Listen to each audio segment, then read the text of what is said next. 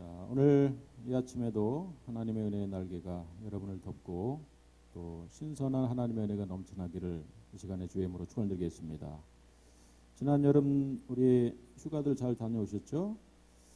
휴가를 가는 이유가 뭘까? 그거는 결국 우리가 쉼과 안식을 얻고 또 어쩌면은 일상을 떠나서 좀 다른 사람이 모르는 이제 그러한 나만의 시간을 좀 가져보려고 우리가 휴가를 갑니다.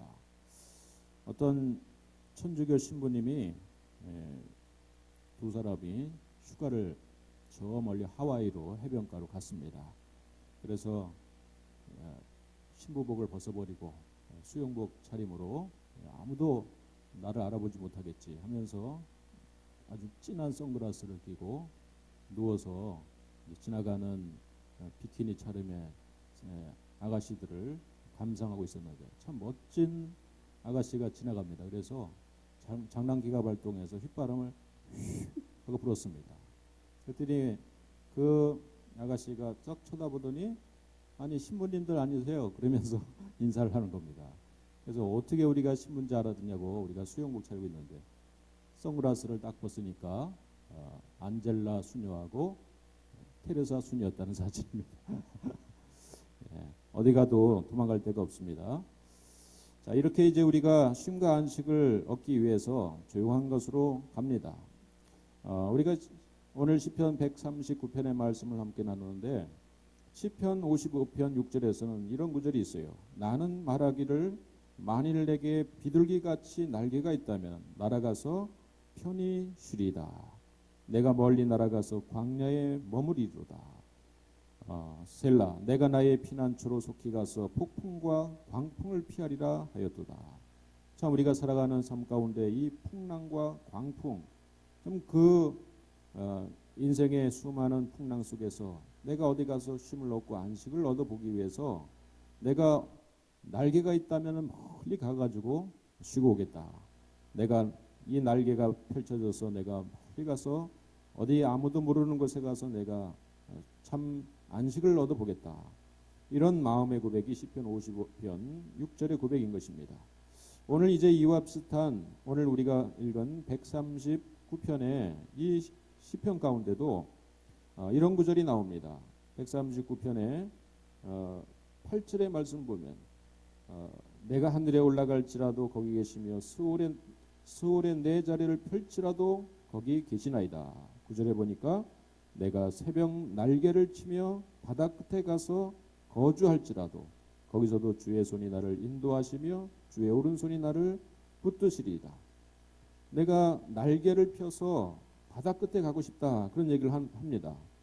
그것은 그야말로 오늘 이 시편 139편은 위대한 믿음의 사람 다윗이 지은 시인데 그도 역시 수많은 도피의 삶을 살았지만은 참으로 그 도피의 자리에서 참 안식과 쉼을 얻지 못하고 늘 쫓기는 심정, 도망자의 심정을 가지고 살아왔는데 그곳에 가서 내가 거주할지라도 그가 고백하는 것은 무엇이냐면은 거기서도 주의 손이 나를 인도하시고 주의 오른손이 나를 붙드시는 것을 경험했다.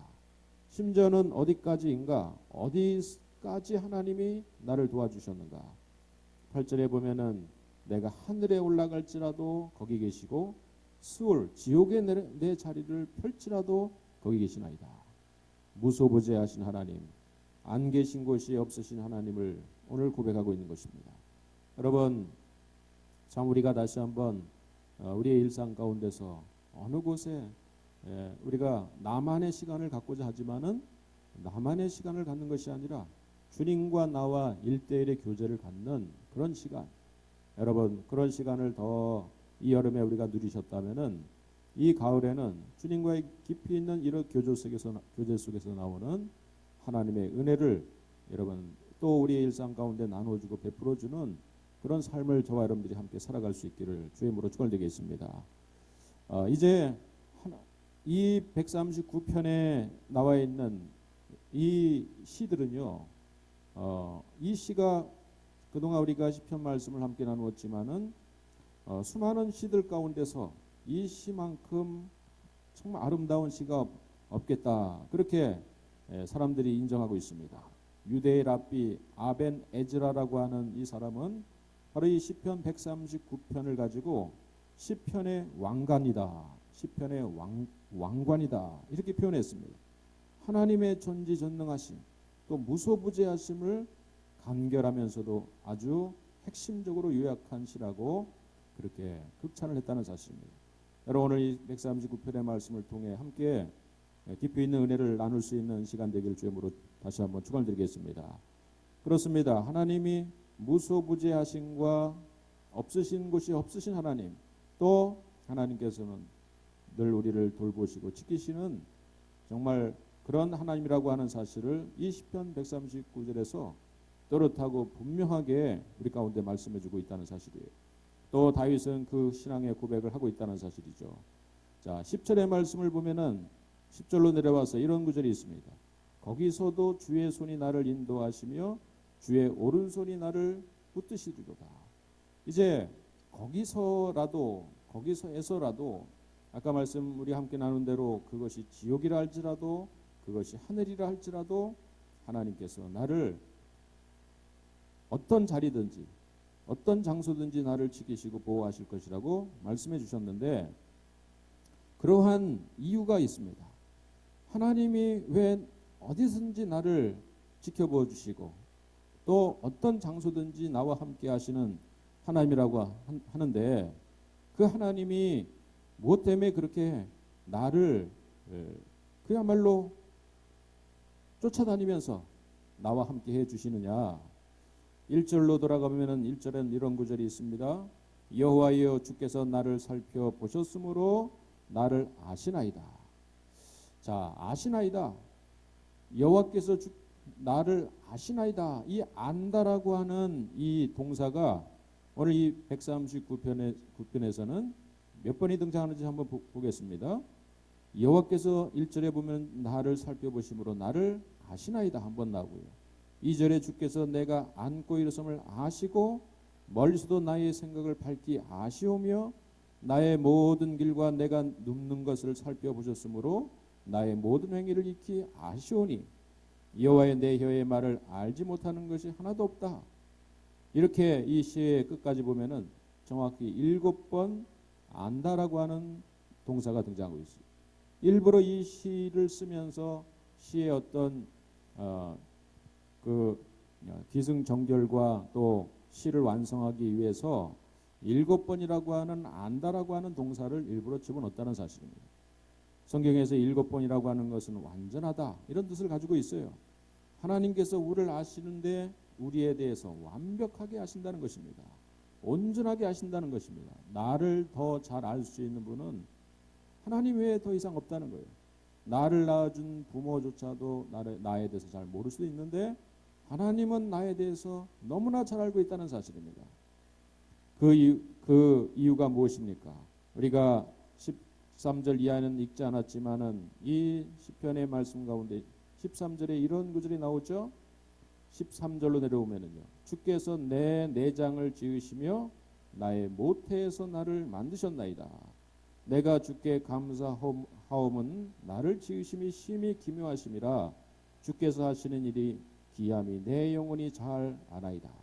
내가 은밀한 데서 짐을 받고 땅의 깊은 곳에서 기이하게 짐을 받을 때 나의 형체가 주의 앞에 숨겨지지 못하였나이다.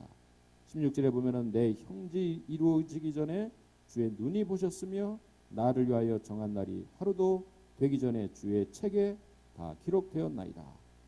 결국 나를 잘 아시는 이유가 무엇이냐면은 하나님이 나를 지으셨기 때문이라는 것입니다. 내 내장을 지으신 하나님이라는 것입니다. 나의 모태에서 나를 만드신 하나님이라는 것을 고백하고 있는 것입니다. 참 내장을 지으신 분이 하나님이라는 사실을 말씀하고 있어요. 그러니까 제가 사실은 내장이 별로 좋지 않습니다. 짜고 맵고 그런 거 먹으면요 금방 탈나는 내 내장을 누가 지으셨는가? 하나님이 지으셨다는 사실입니다. 참 그거는 제가 보기에는 맵고 짠 거 자꾸 먹으니까요 성질이 좀 더러워지는 같은 생각이 들더라고요. 그래서 좀 싱겁게 먹고 그러면 사람이 좀 온순해지고 그러는데 너무 우리 한국 사람들은 맵고 짜고 이런 거를 좋아하다 보니까 그냥 뭐 어디 조그만 자동차 사고가 나더라도 서로 그냥 나와가지고 길거리에서 싸우는 그런 사람들을 만나게 됩니다. 뭐 길 가다가 그 살인극을 빚는 이러한 좀 포악한 사람들을 만나게 됩니다. 하나님께서 우리의 내장까지도 지으시고 나의 모태에서 나를 만드신 하나님이기 때문에 나에 대해서 너무나 정확하고 잘 아시는 하나님이라는 사실을 말씀하고 있습니다. 여러분, 오늘 무엇보다도 이 자리에 있는 저와 여러분들은요, 심지어 우리의 내장까지도 또 우리의 모태에서 나를 만드신 하나님, 우리가 어떠한 존재인지, 어떤 사람인지, 어떠한 인격을 가지고 있는지, 이 모든 것이 다 하나님이 우리를 지으시고 우리를 만드신 하나님이기 때문에 나에 대해서 더 정확히 아시고 나에 대해서 더 잘 아시는 하나님이라는 사실, 안다라고 하는 동사를 7번 쓰면서 완벽하게 나를 아시는 하나님이라는 사실을 오늘 본문은 우리 가운데 말씀해주고 있다는 사실입니다. 여러분, 저와 여러분들이 완벽하게 나를 아시는 하나님 앞에 다시 한번 가까이 나갈 수 있기를, 그 하나님 앞에 우리 자신을 맡겨드릴 수 있기를 이 시간에 주의 이름으로 축원드리겠습니다. 그야말로 나를 잘 아시기 때문에 필요한 것도 공급해 주시고 나를 잘 아시기 때문에 내가 아픈 것도 잘 아시는 하나님이시래요. 나의 속 사정도 아시는 하나님입니다. 내가 지금 뭐가 필요한지, 뭐가 망가져서 나를 고쳐야 되는지를 아시는 하나님입니다. 어느 신사가 차를 몰고 길을 가다가, 시골길을 가다가 차가 망가졌어요. 그런데 아무도 정비를 부를 수가 없는 그런 이 시골길에 어떤 차가 지나가길래 지나가면서 차에서 내려서 남루한 옷을 입은 사람이 차가 고장 나셨습니까? 제가 고쳐드리겠습니다. 근데 그 사람이 보기에는 차를 절대 모를 사람 같아요. 그런데 또 본네트를 열고 들여다보니 한두 가지를 손을 대더니 시동을 걸어보라는 거예요. 부릉 하고 금방 시동이 걸리는 것입니다. 어떻게 이렇게 차에 대해서 잘 아십니까? 제가 보기에는 정비병도 아닌 것 같은데요. 어떻게 이렇게 차에 대해서 잘 아십니까? 그랬더니 그 남루한 옷을 입은 사람이 하는 얘기가 그럽니다. 내가 바로 이 자동차를 만든 포드입니다. 그렇게 얘기하는 겁니다. 포드 자동차의 사장이 길 옆을 지나가다가 자동차 고장난 사람을 보니까 자기 자동차니까 서서 그 자동차를 고쳐준 거예요. 여러분, 포드 자동차를 만드신 그 자동차를 만든 사람이 포드사의 사장이라면 누구보다도 그 자동차를 잘 알지 않겠습니까? 오늘도 하나님께서 저와 여러분들을 지으신 하나님이라면, 하나님께서 우리의 속 내장까지 우리의 모든 것을 창조하신 하나님이라면, 여러분, 하나님이 우리의 안고 일어섬도 너무나 잘 알고 있다는 사실을 믿으시기를 주의 이름으로 축원드리겠습니다. 축원드리겠습니다.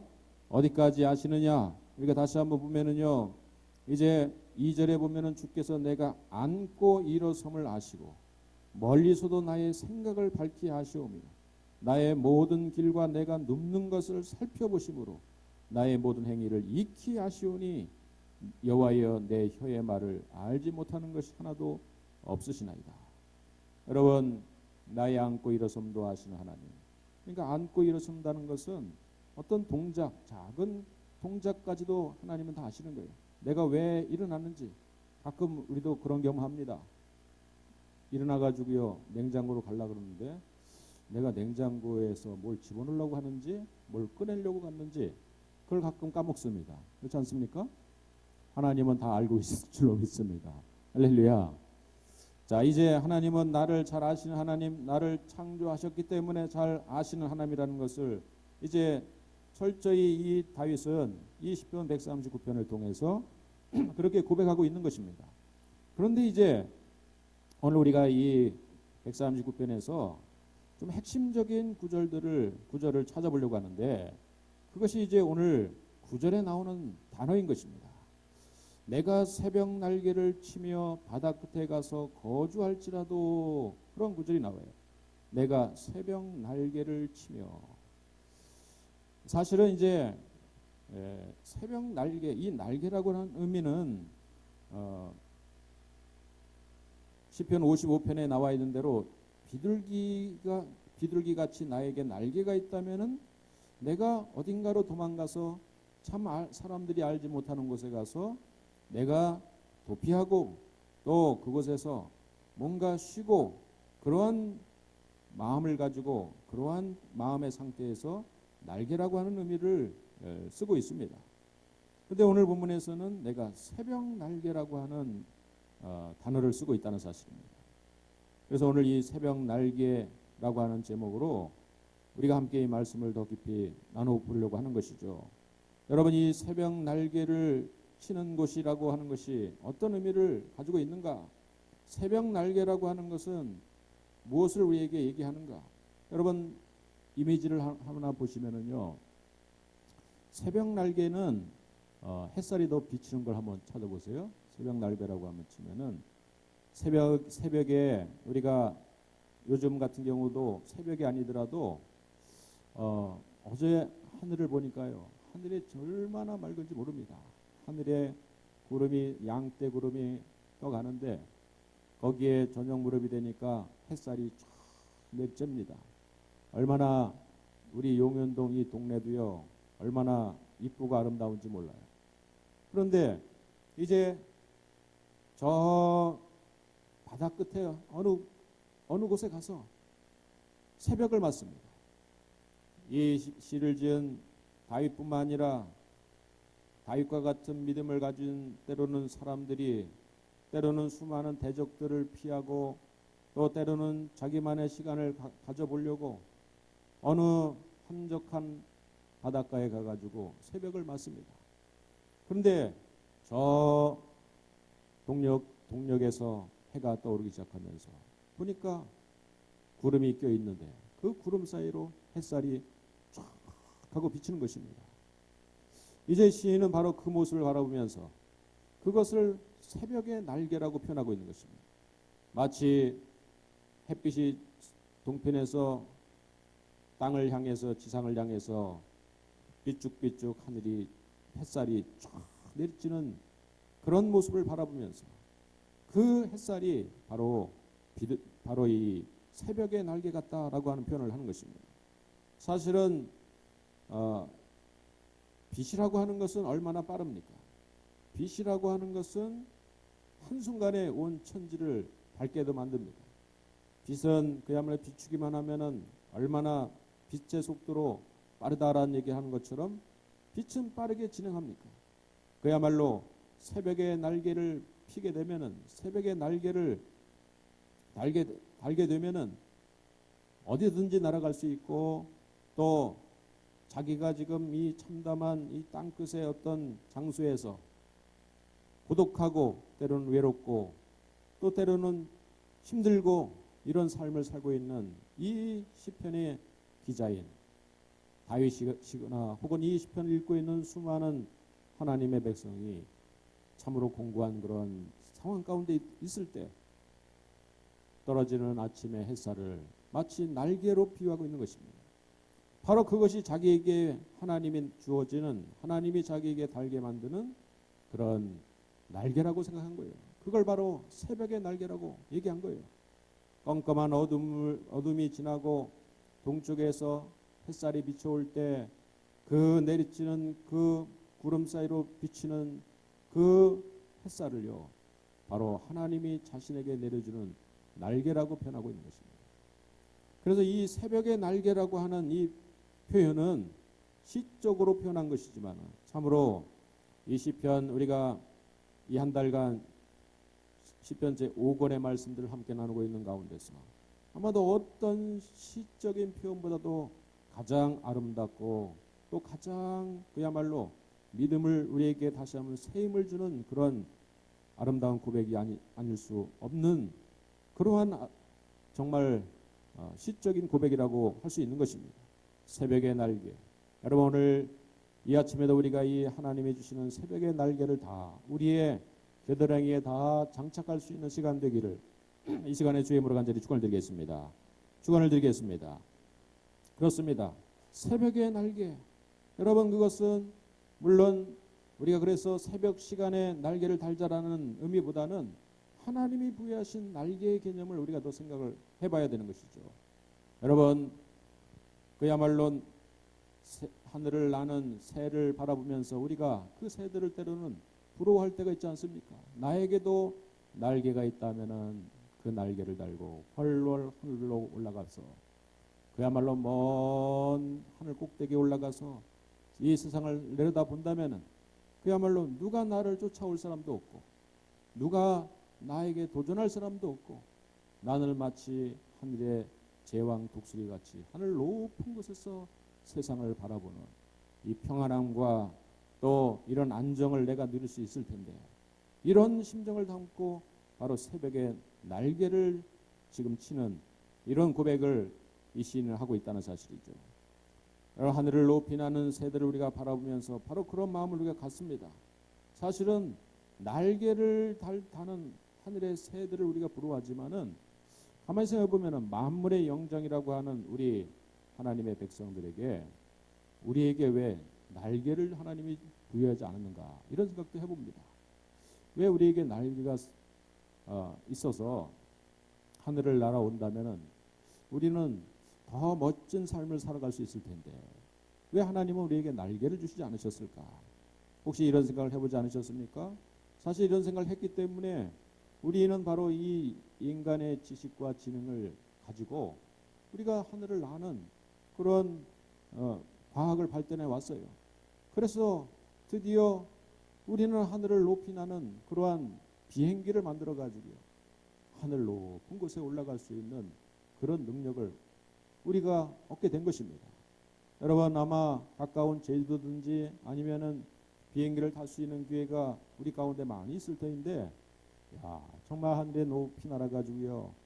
그 구름 속을 뚫고 지나가면서 이 세상을 바라볼 때 야, 정말 이럴 수가 있는가? 이 쇳덩이가 어떻게 하늘을 날 수 있는가? 이 쇳덩이에 이렇게 많은 사람들이 타고 지금 하늘을 난다라고 하는 것이 얼마나 신기한지 몰라요. 여러분 그 하늘에서 또 내려다본 그런 도시들 물론 하늘 더 높은 걸로 올라가면은 구름에 가려서 아무것도 안 보지만은 이륙하고 또 착륙할 때 보면은 그 지상의 도시들이 쫙 보입니다. 저 인천공항에도 비행기가 내릴 때 보면은요 창문에서 내려다보면 날씨가 좋은 날은요 우리 도시 인천이 전체 보이고 우리 동네가 어디 있는가 보이고 우리 교회가 어디 있는가 바라보면은요 얼마나 신기한지 모릅니다. 그렇게 하나님께서 우리에게 날개를 분명히 주셨습니다. 그런데 가만히 생각해 보면은 왜 하나님께서는 우리 인간에게 처음부터 정말 독수리처럼 비둘기처럼 날개를 처음부터 주시지 않았는가? 그렇게 생각해 봅니다. 오늘 그렇지만 하나님께서는 오늘 이 본문의 말씀을 통해서 이 새벽의 날개라고 하는 의미는 더 정확히 말한다면은 그 날개는 바로 믿음의 날개라는 것입니다. 어느 순간 여러분 한 형제가 하늘을 날고 싶다는 꿈을 갖습니다. 그런데 모든 사람들은 인간이 어떻게 하늘을 날아 하면서 그 꿈을 포기하고 그가 가지고 있는 믿음을 헛된 믿음이라고 생각하지만은 그러나 라이트 형제 두 형제는 하늘을 나는 날개를 스스로 만들어 가지고 비록 처음에는 1m 가다 떨어지고 2m 가다 떨어졌지만은 그러나 그런 연습을 통해 가지고 그가 가지고 있는 소망, 그가 가지고 있는 믿음대로 어느 순간 하늘을 날게 되는 것이 아니겠습니까? 여러분 정확히 말한다면 오늘의 본문의 말씀 속에서 하나님이 우리 가운데 주어지는 날개는 믿음의 날개라고 하는 사실을 믿으시기를 주님으로 축원드리겠습니다. 그렇습니다. 우리는 믿음의 날개를 하나님이 주신 것입니다. 우리에게 보이는 이러한 가지고 있는 날개는 새 같은 날개는 없지만은 우리 가운데는 믿음의 날개를 하나님께서 우리 한 사람 한 사람에게 주신 거예요. 하나님의 백성들에게 주신 것이 로버트 슐러의 목사님이 쓴 잃어버린 날개라고 하는 칼럼에 보면 이런 구절이 나옵니다. 절벽 가까이로 나를 부르셔서 다가갔다. 절벽 끝에서 더 가까이 오라고 하셔서 더 나아갔다. 그랬더니 절벽에 겨우 발을 붙이고 서 있는 나를 절벽 아래로 밀어버리는 것이었다. 물론 나는 그 절벽 아래로 떨어졌다. 그런데 나는 그때까지 내가 날 수 있다는 것을 몰랐다. 인생을 살아가는 동안에 밤이 찾아올 때가 있다. 그때는 인생의 절벽 끝에 설 때 이것이 나의 인생의 전부인가? 이제 나의 인생은 어디로 어떻게 될 것인가 하며 절망케 하고 눈물 흘리게 하고, 하지만 우리 인생의 주인은 하나님께서 우리의 모든 것을 아시고 주관하신다. 하나님께 소망을 두고 하나님 말을 의지하고 붙드는 한 우리의 인생은 결코 망하지 않는다. 인생의 절벽 끝에서 아주 떨어지지 않는다. 우리에게는 믿음의 날개가 있다. 절벽 끝에 가까울수록 믿음의 날개를 힘차게 편다면 높게 날아오르게 된다. 마치 독수리가 거친 바람을 타고 올라가듯이. 여러분, 멋지지 않습니까? 하나님께서 우리 가운데 믿음이라고 하는 것을 주셨어요. 오늘 이 자리에 있는 저와 여러분들에게 하나님은 세상 사람들에게는 그냥 신념, 확신 이 정도 가지고 있는 열정, 이 정도 가지고 있는 것을 가지고 하늘을 알아보려고 하는 것이죠. 그러나 제가 보기에는 그러한 세상의 사람들이 가지고 있는 확신이나 신념, 열정 이 정도는요, 마치 닭날개 같지 않는가 생각이 들어요. 날아보려고 하는데도 한계가 있는 것입니다. 인간이 가지고 있는 신념, 인간이 가지고 있는 열정은 물론 사람을 더 그 이상의 사람으로 만들어 갑니다. 어떤 장애물을 뛰어넘을 수 있도록 만들어요. 여러분, 사실은 그것이 세상 사람들이 가지고 있는 신념이고 세상 사람들이 가지고 있는 또 꿈이라고 할 수 있는 거예요. 그러나 자신이 만든 꿈, 자신 속에 일어나는 이러한 열정은, 그것은 닭이 날아보려고 퍼득거리면서 뛰어봤자 간신히 담장 정도 넘고 지붕이 정도 올라갈 정도의 그런 날개더라고요. 그렇지만 여러분, 하나님의 백성들에게는 진짜 하늘을 날 수 있는 믿음의 날개를 오늘 이 시간에 저와 여러분 가운데 허락해 주신 줄로 믿으시기를 주님으로 축원드리겠습니다. 믿음은 바라는 것들의 실상이요 보지 못하는 것들의 증거니, 이로써 선진들이 이 믿음으로써 증거를 얻었다고 말씀하고 있어요. 여러분, 사실은 아브라함이 믿음의 조상이라고 얘기합니다. 믿음의 조상 아브라함이 갈대아 우르라고 하는 지금의 티그리스 강, 유프라테스 강의 유역인 이라크 지역에서 그저 우상을 숭배하고 우상을 깎아 만드는 아버지 밑에서 우상 장수하는 정도의 아들로서 우상 장수의 가업을 이어갈 그런 아들로서 그냥 자라났어요. 그게 무려 75세 나이까지 그냥 살았어요. 여러분, 그 정도 나이면 인생을 이제 정리해야 되겠다 이런 생각을 할 거 아닙니까? 이제 나에게 더 이상 소망이 없다. 이제 나에게는 뭔가 새로운 일을 추구할 수 있는 때가 아니다 생각할 것입니다. 그러나 어느 날 하나님께서 그 아브라함에게 찾아가셨어요. 그리고 그에게 믿음을 주셨어요. 네가 내 본토 친척 아버지 집을 떠나라. 그리고 내가 지시할 땅으로 가라. 그러면 너의 후손을 하늘의 별과 같이 바닷가의 모래와 같이 많게 하리라. 하나님, 당신 나에게 찾아오신 분이 누구십니까? 내가 바로 천지를 창조하신 야훼 하나님이다. 바로 내가 노아의 홍수 사건을 일으키고 노아를 구원했던 그 바로 야훼 하나님이다. 아마도 그렇게 아브라함에게 계시했을 것입니다. 아브라함은 처음에는 두려움으로 시작했는지, 아니면은 그렇게 하지 않으면은 뭔가 큰일이 날 것 같은 그러한 어떤 우상을 숭배하던 습관을 통해 가지고 어떤 신의 저주가 임할 거라고 하는 생각 때문에 그랬는지 그는 이삿짐을 싸기 시작했어요. 그리고 이삿짐을 싸기 시작하면서 드디어 자기 집을 떠나서 하나님이 지시한, 여호와 하나님이 지시한 땅으로, 가나안 땅으로 가기 시작했어요. 그가 날개가 조금씩 생기기 시작한 것입니다. 사실은 그에게는 믿음이 없었기 때문에 가는 도중에서도 많이 갈등을 겪었어요. 그 약속한 가나안 땅에 도착해서도 그곳에 때로는 가뭄이 드니까 애굽이라고 하는 곳으로 내려가서 그곳에서 자기 아내를 누이라고 속이는 어처구니 없는 그런 행동도 한 자가 바로 믿음의 조상이라고 하는 아브라함이었어요. 그러나 그런 과정 중에서 하나님이 지키시고 돌보시고 하나님이 자기에 대해서 너무나 잘 알고 있다는 사실을 점점점 알아가기 시작합니다. 오늘 이 139편의 다윗의 고백도 역시 아브라함의 고백일 수 있는 것입니다. 또 우리 모두의 고백일 수 있는 거예요. 야, 하나님이 나에 대해서 너무나 잘 알고 계시는구나.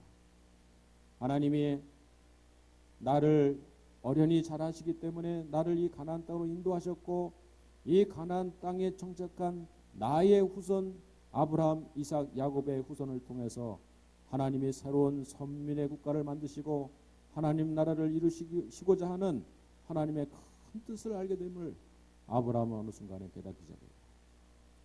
그리고 그에게 어느 순간 그의 믿음을 완성시키기 위해서 100세에 난 가장 사랑하는 아들 이삭을 모리아산에 바치라는 명령을 내리게 됩니다. 그것은 그야말로 하늘을 나는 것이었어요. 날개를 피는 것이었어요. 낭떠러지에서 뛰어내리는 것과 마찬가지였어요.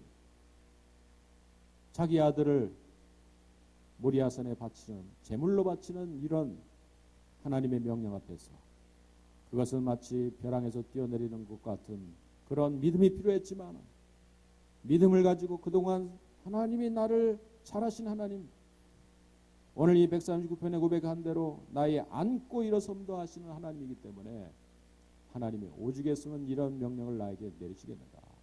나에게 이러한 그야말로 가야 될 길을 하나님이 더 나보다 잘하시는 하나님께서 나의 아들을 죽이라고 할 때는 하나님이 더 큰 계획이 있다는 사실을 그런 믿음으로 수납하고 받아들이기 시작합니다. 아침 일찍 아들을 데리고 산으로 올라가는 건 이 결단, 그것은 바로 이제 다 자란 그 하늘을 나는 새가요 낭떠러지 위에 올라가 가지고 그 낭떠러지 위에서 어미새가 새끼를 밀어낸 것 같은 그런 행동이었어요. 두려웠지만은 무서웠지만은 아들을 데리고 모리아산에 올라가서 칼을 들어 자식을 죽이려고 할 때 하나님께서는 멈추라, 너의 믿음을 이제 받았노라, 너는 이제 너의 어깨에서 날개가 생겼노라 하시면서 너의 아들을 받기 원함이 아니라 너의 믿음을 받기를 원했다.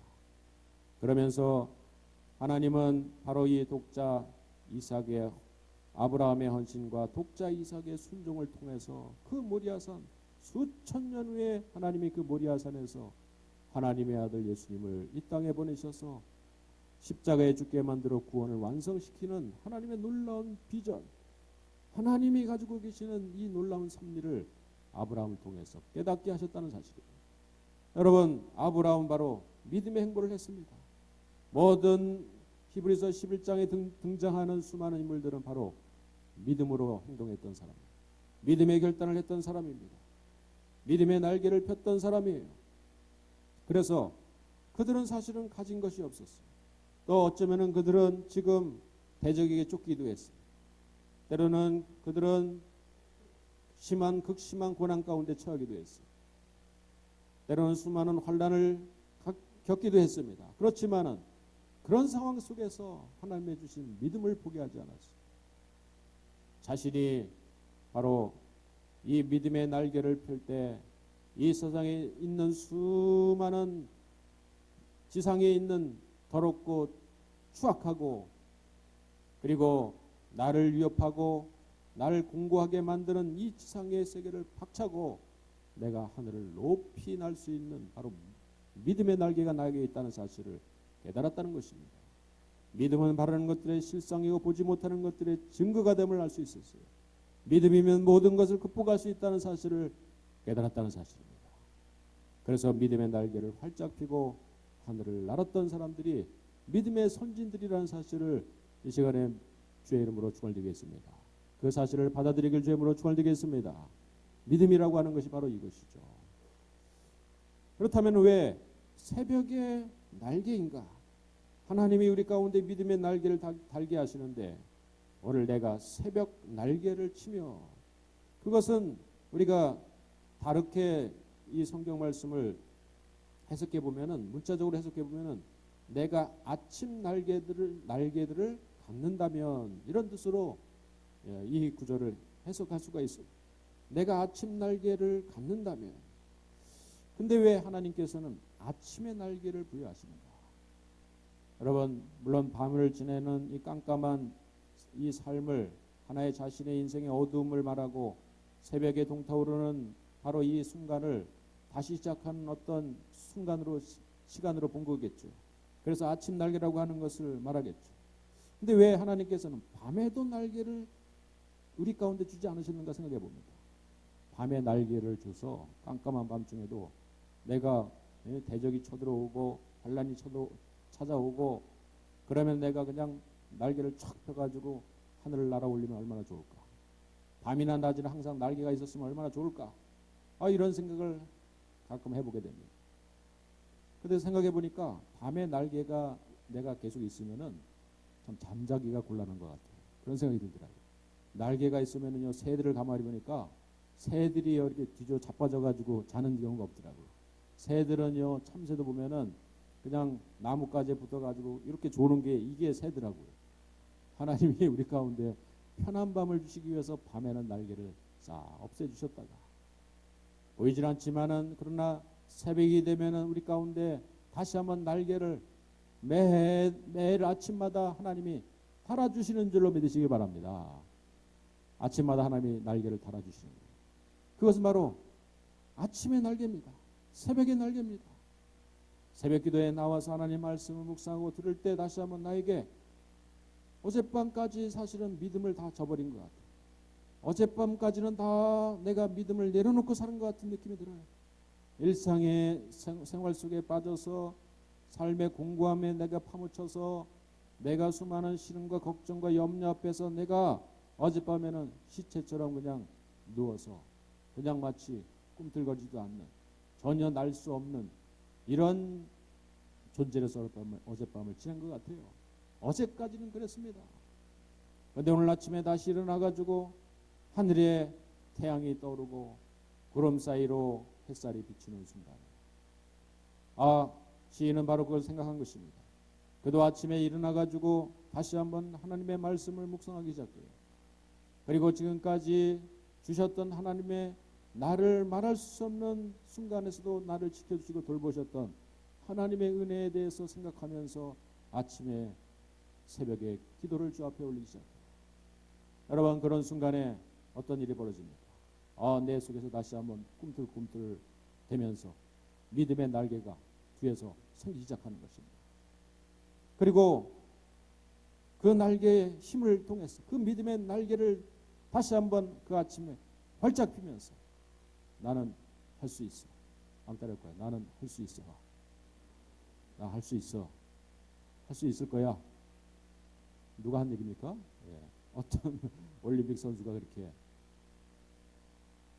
나가서 싸우기 전에 태권도 선수죠. 할 수 있어. 할 수 있어. 아마도 그는 분명히 신앙일 것입니다. 그런 믿음의 사람일 것입니다. 어느 순간에 우리가 용기를 잃어버리고 우리는 실패하고 낭망했다 할지라도 하나님이 새로운 날을 주시는 것입니다. 참 이것이 은혜이죠. 저 북극이나 남극 지방에는 6개월 이상 낮은 계속해서 해가 찌다가 낮에 해가 계속 내리쬐다가 또 6개월 동안 깜깜한 밤이었다가 이런 동네가 있다고 하죠. 여러분, 그곳에 가면은 참 새벽을 1년에 딱 2번만 맞이하는 거예요.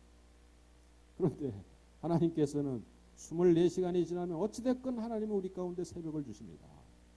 어젯밤이 폭풍우가 치든지 어젯밤에 뭔 일이 생겼든지 하나님은 오늘 아침이 되면 다시 한번 동에서 여전히 해가 떠오르고요. 흐린 날이든 또 구름이 꽉 낀 날이든 아니면은 아주 선명한 날, 그런 날이든 하늘의 햇살이 마치 우리 가운데 내려주시는 날개처럼 그냥 하늘의 해가 내리쬐는 것입니다. 오늘 아침에도 그 햇살을 여러분 느껴보셨습니까? 교회까지 오면서 그 햇살이 이제 선선한 바람에다 내리쬐는 햇살이기 때문에 그 햇살이 이제 짜증이 나지 않는 햇살이에요. 아주 얼마나 신선한지 몰라요. 하나님이 새벽의 날개를 우리 한 사람 한 사람에게 달아주는 순간이 된 줄로 믿습니다. 그 날개를 우리가 다시 다는 거예요. 그 날개를 다시 장착하는 것입니다. 그리고 오늘 하나님의 주신 이 믿음을 가지고 나를 어느 곳에나 나에 대해서 잘 아시고 어느 곳에나 함께 하시는 그 하나님을 믿는 믿음을 가지고 나에 대해서 너무나 잘 아시고 나를 돌보시고 나를 지키시는 그 하나님을 인정하며 그 하나님에 대해서 내가 확신 있게 내가 고백하면서 그 하나님이 돕는 은혜로 내가 오늘 하루를 살겠다라고 하는 그러한 믿음을 가지고 오늘 내가 나의 육집에 문을 나선다면 여러분 이미 여러분들은 한 마리의 하늘을 높이 나는 이미 한 마리의 새가 된 줄로 믿으시길 바랍니다. 할렐루야. 우리는 이제 그 날개를 달았습니다. 그 하루를 살아가는 동안에 새는요 절대로 어느 순간에 땅에 내려와 가지고 먹이를 낚아채는 그 순간이나 먹이를 쪼아 먹는 그 잠깐의 순간 외에는 대부분 새들은 하늘을 나는 것이 그것이 새들의 활동 반경이에요. 활동 모습입니다. 새가 잘못 땅에 내려와 가지고요 먹이를 너무 많이 먹어 가지고 하늘을 날지 못하게 되면은 새들은 사실은 지상에서는 싸울 수 있는 공략할 수 있는 그런 무기들이 별로 없는 거예요. 그러니까 잡혀 먹을 수밖에 없습니다. 새는 먹이를 낚아채고요 다시 하늘을 날아 올라 가지고 하늘 높은 곳에 먹이를 자기만 아는 곳에 두고 독수리도 그곳에서 먹이를 쪼아 먹고 대부분의 일상은 하늘을 납니다. 새들은 하늘을 날아야만 새인 것입니다. 여러분 하나님의 백성들이 24시간 다 믿음으로 살지 않으면 하나님의 백성이 아니죠. 24시간 가운데 딱 1시간만 믿음으로 살고 나머지 23시간은 믿음이 없이 산다면 그건 신자가 아닌 것이죠. 하나님의 백성들은 24시간 다 믿음으로 일어나고 믿음으로 일어서고 믿음으로 걷고 믿음으로 회사도 다니고 믿음으로 직장생활도 하면서 또 믿음으로 가족도 부양하고 믿음으로 그야말로 인생을 사는 것이 하나님의 백성들의 모습인 줄로 믿습니다. 할렐루야. 바로 우리는 그러기 때문에 믿음의 날개를 단 사람들이에요. 닉 부이비치라고 하는 호주의 닉 부이치치 그렇게 발음할 수 있네요. 플라잉이라고 하는 그러한 책을 썼습니다. 그의 모습을 보면은요 사실은 팔다리 사지가 없어요. 팔다리 그리고 발 밑에 발 오른쪽에 다리 하나 나와가지고 발로 반신이 이렇게 지탱하고 그거 가지고 막 자판도 들기고 그러는데 그가 쓴 프라잉이라고 하는 책이 있습니다. 15살에 하나님을 영접하고요 19살 때부터는 그는 학생, 교사, 청년, 사업가, 또 여성, 직장인, 기독교인 수많은 청중들에게 희망의 메시지를 전한 사람으로 아주 유명한 사람이죠. 사지가 없는 그가 스케이트보드도 타고요. 서핑도 탑니다. 드럼도 연주합니다. 드럼 연주를 어떻게 하는지 발가락 하나 가지고 하는데 골프도 칩니다. 컴퓨터를 할 수 컴퓨터도 할 수 있고요. 그는 이렇게 고백합니다. 어렸을 때 나는 평생 직업을 가질 수 없을 것 같았고 대학을 갈 수 없을 것 같았고 결혼을 할 수 없을 것 같았고 아빠가 될 수 없을 것 같았다. 도무지 미래가 보이지 않는 저의 절망에 하나님은 기적처럼 날개를 달아주셨다. 그 날개는 바로 믿음의 날개입니다. 사실은 발은 없어요. 손도 없어요. 그렇지만 우리의 손과 발로 행할 수 있는 일은 분명히 한계가 있을 것입니다. 그러나 날개를 손과 발은 없더라도 날개를 가지고 있다면은 그 날개를 가지고 못할 일이 없는 거예요. 여러분 이 자리에서 전 세계 30개국을 다니면서 복음을 말씀을 전할 수 있는 그런 사람이 이 자리에 얼마나 있습니까? 저도 뭐 많이 다녀봤지만 한 대여섯 나라 가봤나요? 30여국 다니면서 복음을 전하고 있는 사람이 닉 부이치치라고 하는 사람입니다. 여러분 이 닉 부이치치는 이렇게 얘기합니다. 우리가 모르는 것이 몇 가지 있는데 첫 번째 내가 날개가 있다는 사실을 알지 못한 채 살아가는 사람이 많이 있다.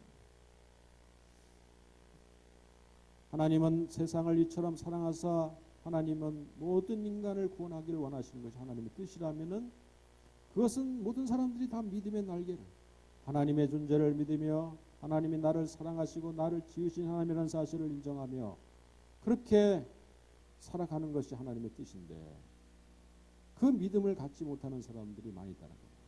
지금도 그런 믿음의 날개를 달지 못하는 사람들이 많이 있다는 사실. 또 두 번째는 어떤 사람이 있냐면 자기가 날개가 있는데 날아보지 못하는 이들이 많이 있다는 것입니다. 하늘을 날아보지 못하는 일이 많이 있다는 것. 믿음의 날개는, 믿음은 분명히 불가능한 일을 가능케 만들고, 믿음은 산을 옮길 수도 있고요, 믿음은 죽은 자도 살아나게 만드는 그러한 능력이 분명히 있음에도 불구하고, 그것은 나의 능력이 아니라 하나님을 신뢰하는, 나를 잘 아시는, 나를 창조하시는 하나님을 잘 아는 그런 믿음을 가지고 우리가 사는 것인데, 그런 믿음이 있으면은 불가능한 일이 없습니다. 불가능한 일이 없음에도 불구하고 날개를 가지고 한 번도 날아보지 못하는 이들이 있다는 것입니다. 심지어는 우리가 교회를 다니면서도, 교회를 다니지만은 믿음이 없는 사람들이 얼마나 많은지 몰라요. 교회 생활은 하지만은 믿음이 없습니다. 그렇기 때문에 그냥 교회는 하나의 종교 집단으로 다니는 것입니다. 세상 사람하고 다른 것이 없어요. 그렇기 때문에 작은 일 앞에 포기하고 낭망하고 절망합니다. 그러다가 쉽게도 교회를 포기하고 또 교회를 옮깁니다. 그러나 우리에게 날개가 있다면, 믿음의 날개가 있다면, 여러분 그 날개라고 하는 것은 피라고 있는 것이죠. 하늘을 날아라고 있는 것이죠. 오늘 이 자리에 있는 저와 여러분들은 다시 한번 믿음의 날개를 활짝 펴보기를 주님으로 축원드리겠습니다. 믿음의 날개를 피세요. 믿음으로 할 수 있는 것이 우리예요. 결국 교회는 믿음으로 하는 것입니다. 보면 우리 모든 신자의 삶은 믿음으로 사는 것이지요. 다른 뭐 가지고 삽니까? 밥을 많이 먹고 사는 것입니까? 우리가 건강하다고 더 잘 사는 겁니까? 돈이 많다고 더 행복한 것입니까? 그러나 우리가 믿음이 없다면 우리는 다른 세상 사람들하고 다른 것이 아무도 없는 거예요. 우리는 결국 믿음으로 사는 것이에요.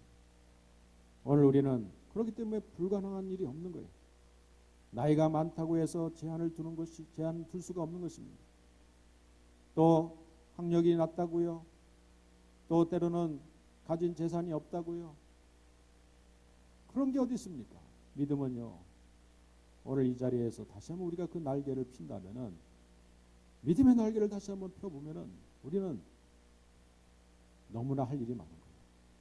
날개만 가고 있다면 얼마나 우리가 가고 싶은 세상이 많은지, 갈 수 있는 세상이 많은지 몰라요. 그 날개를 피고 그야말로 5대양 6대주를 우리가 다 다닐 수 있는 것이 아니겠습니까? 사실은 우리가 믿음을 가진다면은 오늘 우리가 날개를 접고 날개를 포기한 사람들도 많이 있다고 하는데, 여러분 우리는 이 날개는 놀랍게도 하나님께서 다시 한번 우리 가운데 아침마다 새벽마다 다시 달게 만들어요. 이 날개를. 내 몸은 좀 늙었지만은, 그렇지만은 오늘 말씀해 보면은 하나님은 그 날개는 새로 달게 만드는 날개. 그 날개는 어제 날개가 아닌 거예요. 다 그 날개가 그냥 깃이 빠져가지고요, 그냥 닭에 빗물이 묻고 막 그러면은 닭도 날개가 빠지고 정말 처마 밑에 있는 그러한 새 모습 같은 모습이지만은, 하나님이 놀랍게도 우리에게 새벽에 새로운 날개를 주시는 거예요. 매 순간 우리는 새로운 날개를 하나님께서 우리 가운데 달아주시는 거예요. 이미 갖고 있는 날개 끝에 보면은 그 몸하고 붙어있는 그 뿌리가 있지 않습니까? 그건 하나님이 그 새들에게 주시는 고유의 어떤 하나의 그 발달 기관이죠. 신체 기관이죠. 하나님은 우리 가운데 이미 믿음이라고 하는 것을 나로부터 만들어진 게 아니라 하나님이 우리 가운데, 하나님의 백성들에게는 그런 날개 뿌리를 이미 심어주신 거예요. 거기서 아침마다 새로운 날개가 삐져나오는 거예요.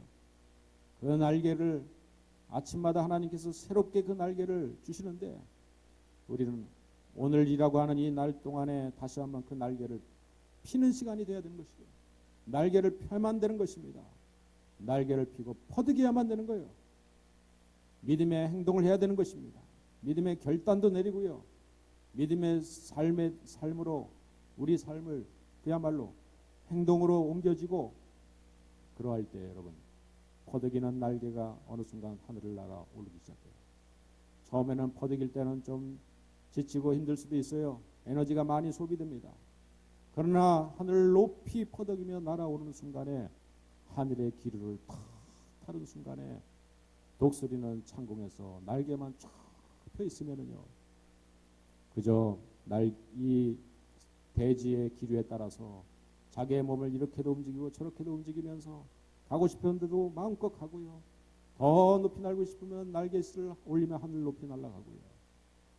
먹이가 있으면 쏜살같이 또 내려오고요. 여러분, 얼마나 멋있는 날개짓입니까? 오늘 여러분들에게 다시 한번 믿음의 날개를 활짝 펼 수 있기를 주님으로 축원드리겠습니다. 여러분들은 믿음이 있으시죠? 여러분 믿음이 있으십니까? 믿음으로 살기를 결단하십니까? 그 믿음은 바로 날개라는 사실이에요. 오늘 그 새벽 날개를 내가 치고 바다 끝에 가서 거주할지라도 오늘 새벽의 날개를, 오늘 이 아침에 우리에게 주시는 이런 새벽의 날개를 여러분 다시 한번 퍼득이면서 우리 부흥교회 성도님들이 혼자 또 날면은 심심하지 않습니까? 함께 그냥 날개를 쫙 펴가지고요, 기러기들이 그냥 대형을 이루어서 끼룩끼룩하면서 가는 모습이 얼마나 아름다워요. 또 수많은 새들이 한꺼번에 창공에 확 날아올라가지고요, 그냥 막 퍼득이며 날아오를 때 얼마나 그 모습도 영화스럽습니까? 여러분, 우리 부흥교회 모든 믿음의 성도들이 다시 한번 이 가을을 맞이하면서 우리의 또 하루의 남은 인생을 또 살아가면서 오늘 하루의 삶에서도 여러분 그 날개를 활짝 펴고 하늘을 높이 날아올 수 있는, 그리고 이 세상에 나에게 남은 생애 동안 하나님이 줄 수 있는 수많은 영역과 지경들이 있지 않습니까? 우리가 가야 될 지경들이 있지 않습니까? 우리가 정복해야 될 땅이 있지 않습니까? 우리가 지배하고 통치해야 될 그런 땅이 있지 않겠습니까? 여러분, 믿음으로 그것을 정복해 나갈 수 있기를 주님의 이름으로 간절히 축원드리겠습니다. 영화스러운 영광스러운 멋진 새와 같은 여러분 독수리 같은 그런 인생을 살아갈 수 있기를 주님의 이름으로 간절히 축원드리겠습니다. 함께 기도합시다. 주여, 나에게 날개가 있다면 얼마나 좋을까. 그러나 이미 우리에게는 믿음의 날개를 하나님이 주신 줄로 믿습니다. 오늘 이 새벽 날개를 펴서 아버지 하나님, 바다 끝에 가서 내가 거주하길 원합니다. 나의 지경은 바다 끝입니다. 땅 끝입니다. 너는 가서 모든 민족으로 제자를 삼으라고 하는 것이 주의 명령입니다. 오직 성령이 너희에게 임하시면 권능받고 예루살렘과 온 유대와 사마리아와 땅 끝까지 이르러 증인되는 것이 하나님의 우리에게 주신 사명입니다. 주여, 우리가 이 영원동에 살더라도 그러나 우리에게는 하늘을 높이 나고 멀리 날 수 있는 날개가 우리 가운데 있기에 세상을 정복하며 아버지 하나님이여, 우리가 세상에 꿀리지 않고 또 세상의 수많은 이 땅의 부질없는 것에 우리가 관심을 두는 것이 아니라 하나님의 저 영화로운 저 창공을 향해서 날마다 올라야 될 하나님의 백성들인 줄로 믿고 오늘 이 아침 우리가 날개를 모두 다 활짝 펴고 하늘로 높이 올라갈 수 있도록 주님이 우리 가운데 지시하시는 그 땅으로 갈 수 있는 우리 모두 될 수 있도록 축복하여 주시옵소서. 예수님의 이름으로 감사하며 기도 올리옵나이다. 아멘.